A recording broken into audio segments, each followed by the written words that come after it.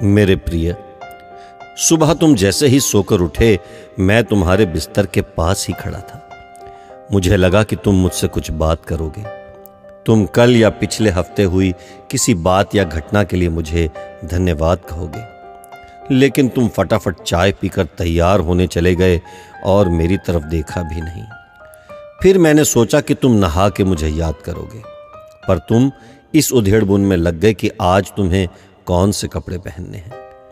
फिर जब तुमने ऑफिस जाने के लिए ट्रेन पकड़ी तो मैं समझा कि इस खाली समय का उपयोग तुम मुझसे बातचीत करने में करोगे, पर तुमने थोड़ी देर पेपर पढ़ा और फिर खेलने लग गए अपने मोबाइल से, और मैं खड़ा का खड़ा ही रह गया।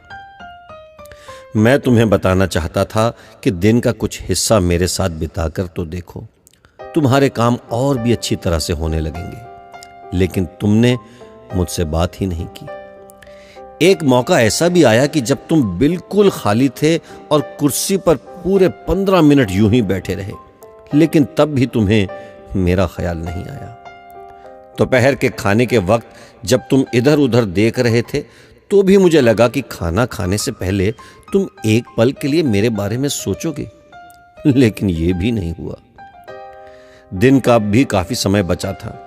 मुझे लगा कि शायद इस बचे समय में हमारी कुछ बातचीत हो जाएगी, लेकिन घर पहुंचने के बाद तुम रोजमर्रा के कामों में व्यस्त हो गए, और जब वो काम निबट गए तो तुमने टीवी खोल लिया और घंटों तक टीवी देखते रहे। देर रात थक कर तुम बिस्तर पर सो गए।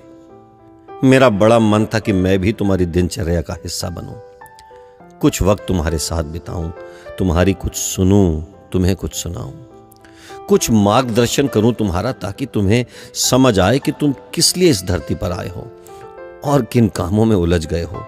लेकिन तुम्हें समय ही नहीं मिला और मैं मन मार कर ही रह गया।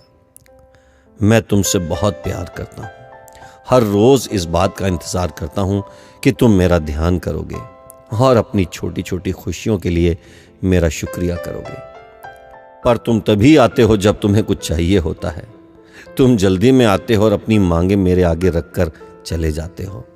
और मजे की बात तो यह है कि इस प्रक्रिया में तुम मेरी तरफ देखते भी नहीं। खैर, कोई बात नहीं, हो सकता है कल तुम्हें मेरी याद आ जाए।